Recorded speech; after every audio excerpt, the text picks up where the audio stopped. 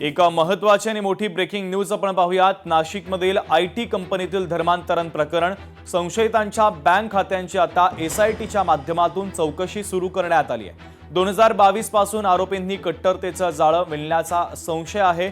महिला अत्याचार आणि धर्मांतर प्रयत्न प्रकरणाची आता तपासणी केली जाते आहे। महत्त्वाची आणि मोठी बातमी आपण पाहतोय। माजी कर्मचाऱ्यांनी या प्रकरणाच्या संदर्भात काही खुलासे केलेले आहेत आणि त्यानंतर मात्र आता एसआयटीच्या माध्यमातून संशयितांच्या बँक खात्यांची चौकशी केली जाते आहे। नाशिकमधील एका आयटी कंपनीतील धर्मांतरणाचं प्रकरण समोर आलेलं होतं आणि त्यानंतर मात्र आता ही चौकशी सुरू करण्यात आलेली आहे।